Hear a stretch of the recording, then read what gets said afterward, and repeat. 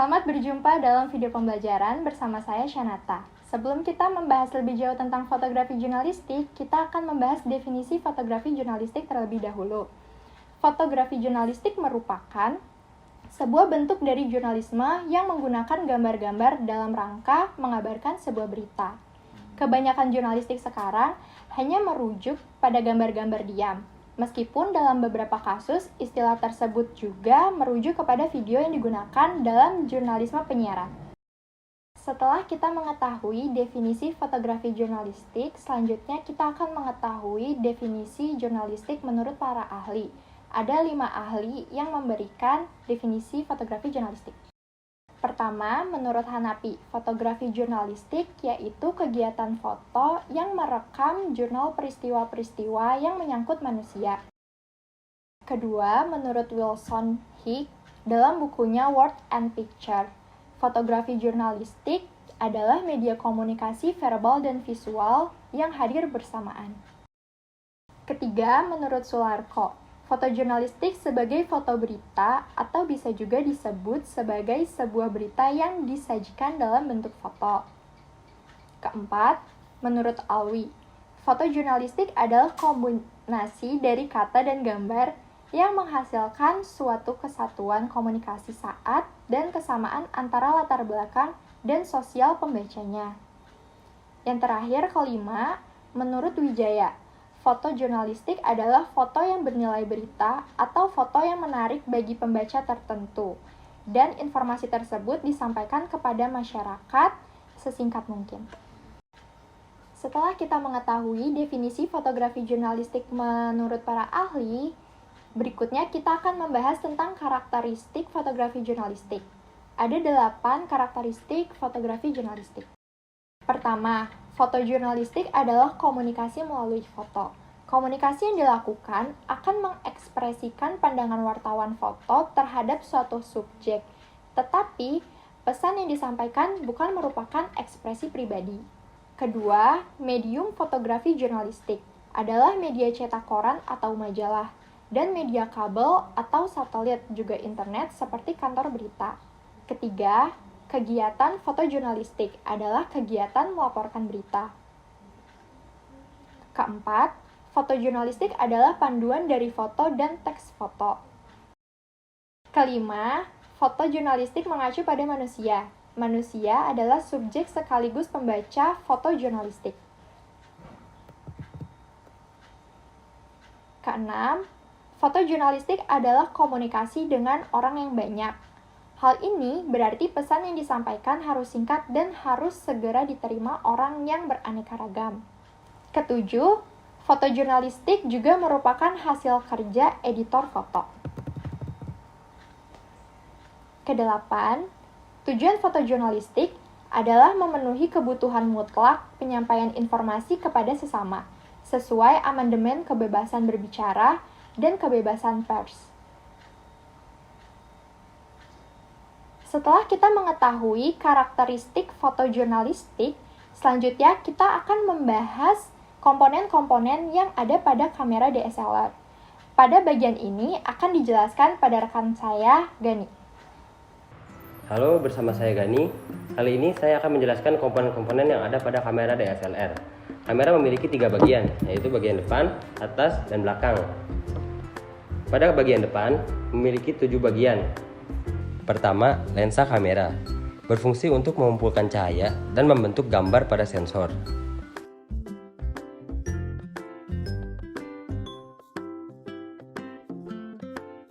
Kedua, cincin focal length berfungsi untuk menentukan jarak focal length.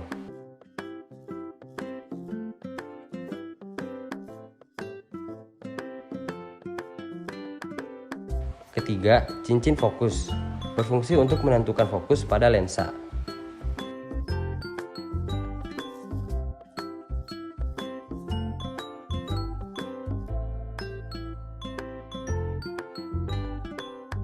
Keempat, tombol autofocus berfungsi untuk mengganti mode autofocus atau mode manual.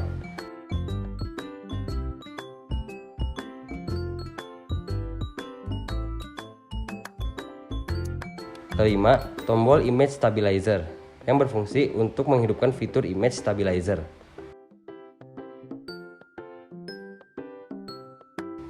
Keenam, tombol pembuka lensa, berfungsi untuk melepaskan lensa.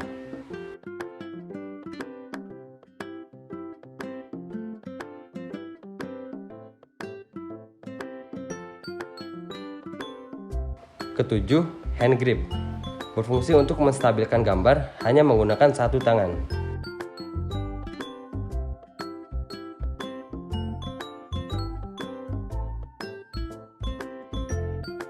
Setelah mengetahui kamera bagian depan, selanjutnya kita akan membahas kamera bagian atas.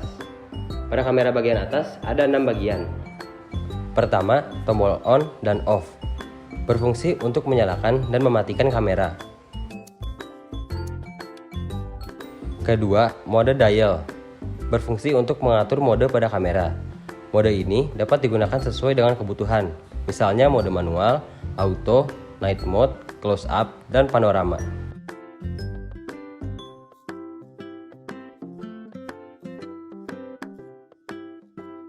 Ketiga, tombol flash, berfungsi untuk menghidupkan flash.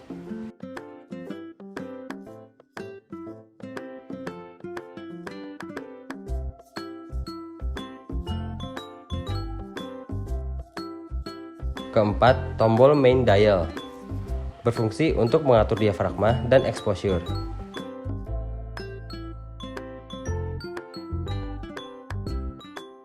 Kelima, tombol shutter, berfungsi untuk merekam atau memotret gambar.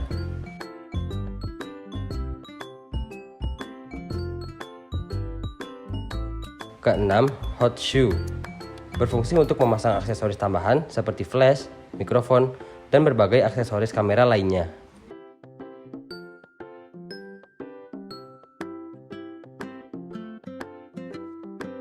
Selanjutnya kita akan membahas kamera bagian belakang. Pada kamera bagian belakang ada 14 bagian. Pertama, tombol zoom in, berfungsi untuk memperbesar gambar atau video dalam kamera. Kedua, tombol zoom out. Tombol ini merupakan kebalikan dari tombol zoom in, berfungsi untuk memperkecil gambar atau video dalam kamera. Ketiga, tombol view shooting, berfungsi untuk mengubah tampilan layar LCD ke viewfinder ataupun sebaliknya.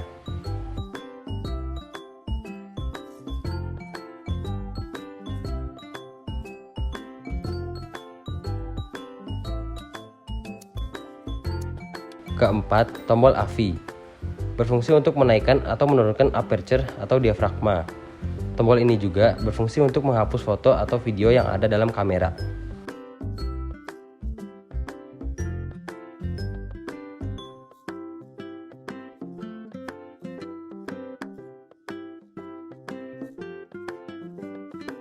Kelima, tombol Q, berfungsi untuk memindahkan tampilan layar agar settingan dapat dipindahkan. Settingan tersebut diantaranya shutter speed, aperture, ISO, flash exposure, effects, abeyance priority, kualitas gambar, metering, self timer mode, dan single shotting.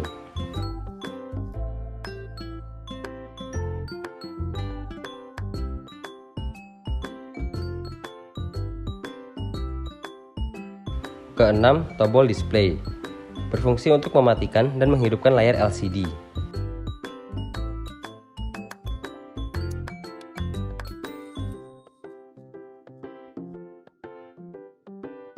Ketujuh, tombol navigasi, berfungsi untuk mengendalikan program pada kamera. Di dalam tombol navigasi ada 5 bagian. Tombol timer untuk mengatur timer kamera, tombol set untuk memilih menu, tombol ISO untuk mengubah ISO, tombol AF untuk mengubah autofocus, tombol WB untuk mengubah ambience priority, daylight shade, cloudy, tungsten light, white fluorescent light, dan custom.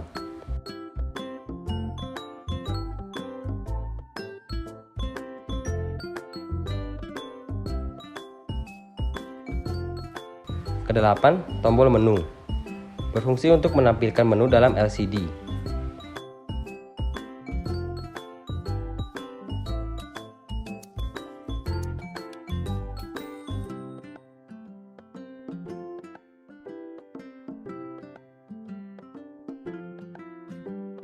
Kesembilan, tombol playback. Berfungsi untuk menampilkan foto atau video yang terdapat dalam kamera.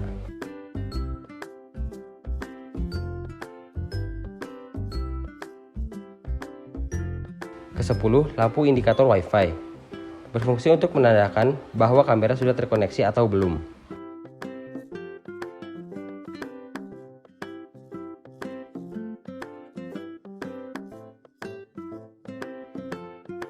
Kesebelas, lampu indikator baterai.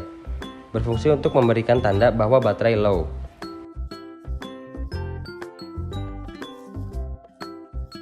Kedua-belas, plus minus dioptrik. Berfungsi untuk fotografer yang memakai kacamata atau penderita mata plus atau minus. Ke-13, viewfinder. Berfungsi untuk melihat objek yang akan kalian bidik. Ke-14, LCD. Berfungsi untuk melihat gambar yang akan kita bidik sebagai pengganti dari viewfinder jika merasa kesulitan atau kurang jelas melihat dari viewfinder.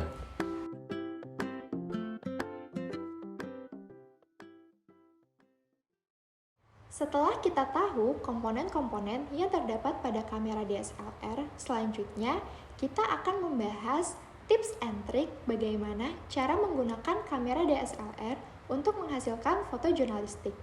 Ada 5 tips and trik cara mengambil foto jurnalistik. Pertama, menyertakan makhluk hidup dalam foto. Menyertakan makhluk hidup dalam foto, khususnya untuk mendapatkan emosi. Kita bisa menyertakan beberapa elemen seperti manusia, emosi atau ekspresi nonverbal, tindakan atau sesuatu yang tidak biasa. Kedua, fokus pada ekspresi objek foto. Fokus pada ekspresi objek foto.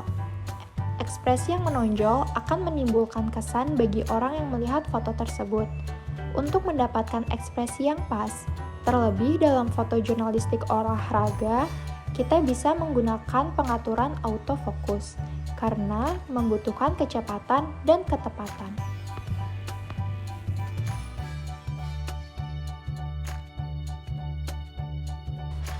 Ketiga, seorang jurnalis juga harus melakukan riset lapangan terlebih dahulu. Seorang jurnalis foto juga harus melakukan riset lapangan terlebih dahulu. Pelajari medan dan cari posisi yang aman. Riset ini sangat penting dilakukan, terutama bagi jurnalis foto yang melakukan liputan di kawasan konflik. Selain itu, riset lapangan ini juga berguna untuk mengetahui kondisi cahaya, sehingga kita bisa mengantisipasi pengaturan kamera yang pas.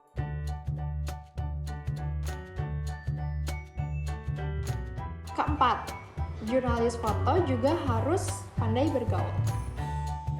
Jurnalis foto harus pandai bergaul. Mengingat kebanyakan objek mereka adalah manusia, kemampuan berkomunikasi yang baik juga akan memudahkan jurnalis foto untuk melakukan lobbying dengan objek foto.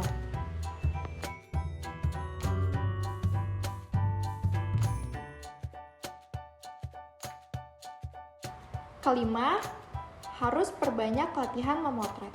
Perbanyak latihan memotret. Kondisi lapangan yang tidak bisa diperkirakan harus diantisipasi dengan kemampuan teknis yang unggul. Oleh sebab itu, latihan sangat penting agar kemampuan dan kepekaan itu tumbuh, serta berguna saat berada di lapangan dalam kondisi apapun.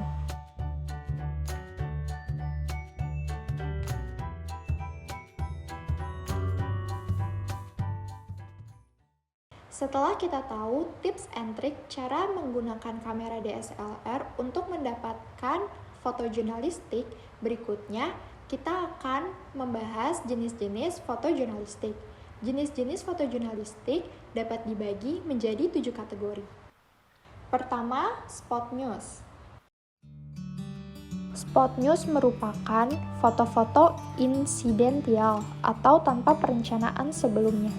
Contohnya, foto bencana, kerusuhan, teror bom, pembunuhan, tabrakan kereta api, perkelahian, dan lain-lain.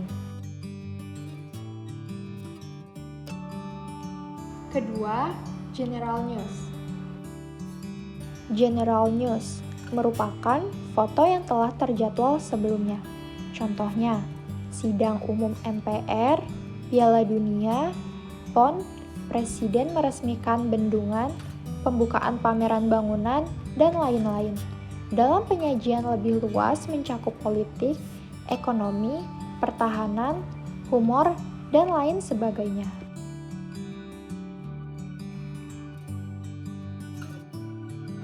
Ketiga, people in the news. People in the news merupakan sebuah sajian foto tentang manusia atau orang yang menjadi sorotan di sebuah berita. Kecenderungan yang disajikan lebih ke profil atau sosok seseorang. Bisa karena kelucuannya, ketokohannya, atau justru salah satu dari korban aksi teror, korban bom, dan lain sebagainya.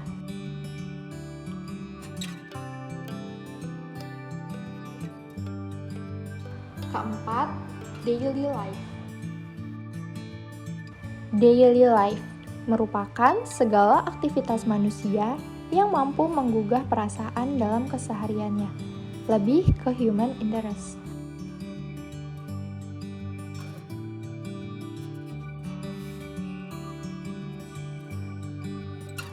Kelima, art and culture. Art and culture merupakan foto yang dibuat menyangkut seni dan budaya secara luas, seperti pertunjukan balet, pertunjukan yang terkait dengan masalah budaya dan musik.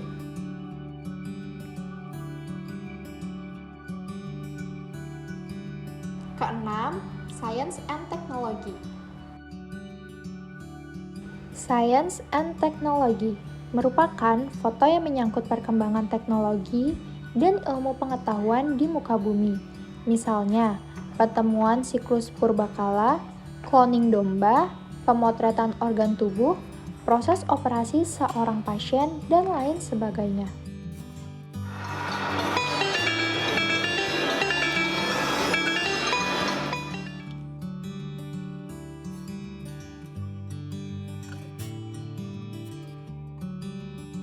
Ketujuh, portraited. Portraited merupakan foto yang menggambarkan sosok wajah seseorang, baik secara close-up maupun secara medium shot. Foto ditampilkan karena kekhasannya pada wajah yang dimilikinya.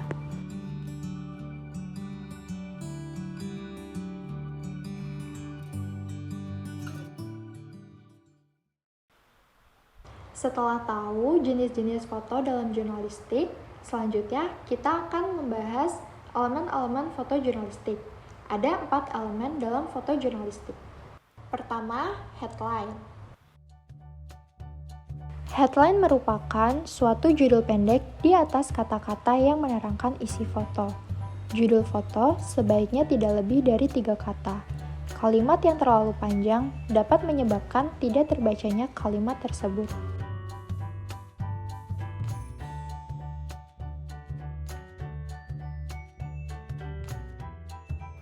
Kedua, caption. Caption merupakan kalimat atau kata-kata yang menjelaskan isi atau keterangan yang ada di dalam foto tersebut, berkaidah 5W plus 1H. Tidak semua elemen di dalam visual foto dapat menjelaskan secara informatif, seperti lokasi, kapan foto dibuat, siapa di dalam foto tersebut. Maka, penjelasan secara rinci dan detail ditulis dalam keterangan foto. Ketiga, byline. Byline ini berkaitan dengan copyright, hak cipta, atau pencipta pembuat dari foto tersebut. Maka, di dalam sebuah media cetak terlihat atau terbaca di bawah foto. Contohnya, Kompas, garing Agus Susanto, atau Adri Irianto dalam kurung Tempo.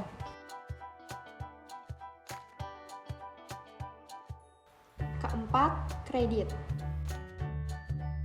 Kredit merupakan pemegang hak siar atau penerbitan yang menyiarkan foto jurnalistik tersebut. Hak siar merupakan lembaga yang bertanggung jawab untuk menyiarkan foto berita tersebut ke publik.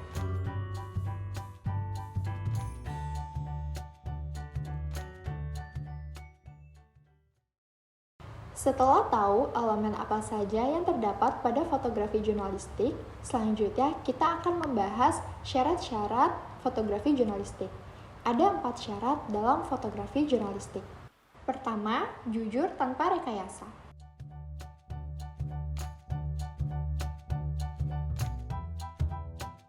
Jujur tanpa rekayasa. Maksudnya, foto yang diambil untuk dimasukkan ke dalam artikel atau dipublikasikan harus orisinal, tidak boleh diedit atau di-photoshop terlebih dahulu.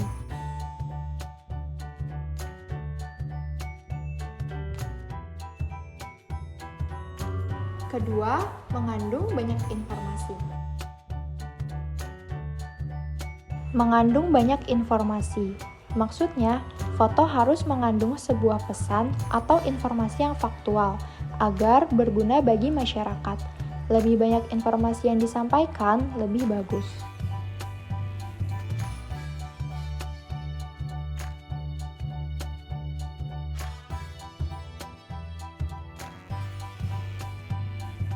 Ketiga, menarik banyak perhatian. Menarik banyak perhatian, maksudnya semua foto harus menarik, agar para pembaca mau melihatnya. Salah satu cara agar foto menarik banyak perhatian adalah mengambil foto yang aktual atau foto terbaru.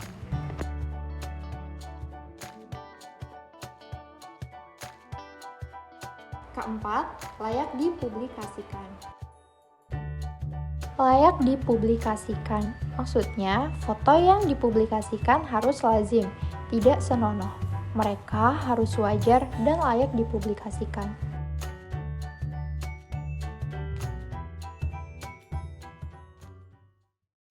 Setelah kita tahu syarat-syarat dalam foto jurnalistik, berikutnya kita akan bahas etika dalam foto jurnalistik.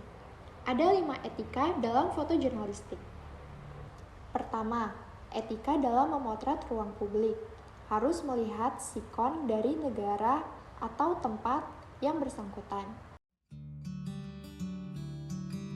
Di beberapa negara, terdapat larangan untuk memotret anak kecil yang berlarian di jalan. Contohnya Australia, karena sangat takut jika terjadi eksploitasi anak. Berbeda dengan di Indonesia, yang bisa dengan bebas candid anak kecil.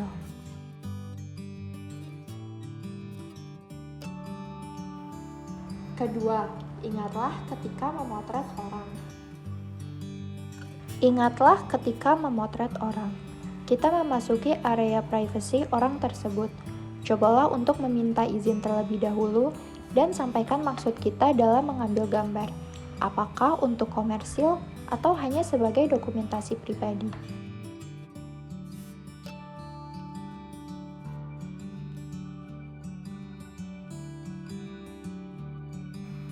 Ketiga, untuk memotret kejadian, bencana, dan tragedi lainnya. Para jurnalis biasanya memiliki akses sendiri atau kode etik jurnalistik yang diatur dalam Undang-Undang Nomor 40/1999 Pers dan KEJ banyak pasalnya.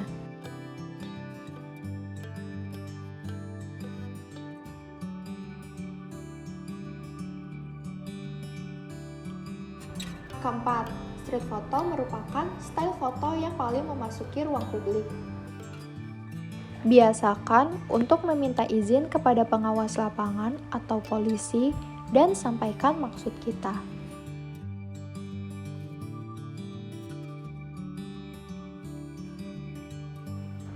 Kelima, untuk memotret ruang publik lainnya.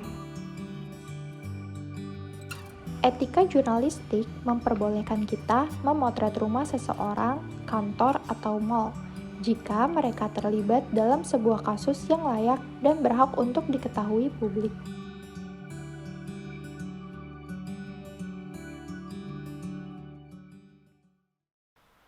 Setelah kita mengetahui etika dalam foto jurnalistik, pada pembahasan terakhir kita akan membahas tentang etika dalam pengambilan foto pada lokasi tertentu.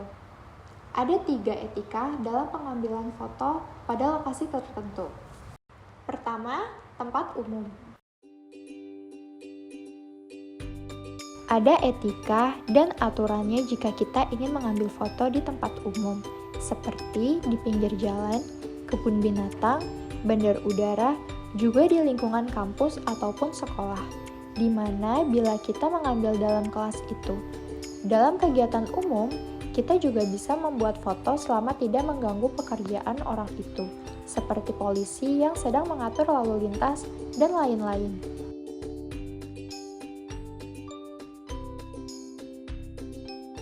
Kedua, gedung pemerintahan umum yang memiliki aturan khusus. Gedung tertentu, walaupun milik umum seperti gedung DPR, MPR, Pemda, dan rumah sakit dengan pengecualian, juga untuk markas militer dan penjara. Rumah sakit tentunya punya aturan khusus. Jika dapat membuat berita bergambar, tapi setelah itu haruslah dicek dulu. Apakah ada orang dalam gambar? Apakah mereka pasien? Apakah pasiennya teridentifikasi?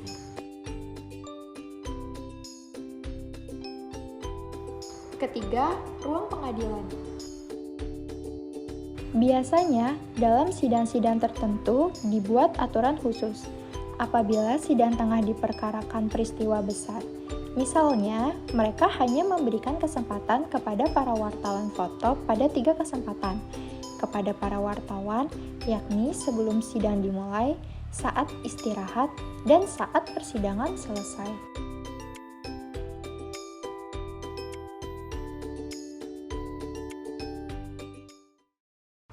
Demikian pembahasan mengenai fotografi jurnalistik. Sampai jumpa pada pembahasan video pembelajaran yang lainnya.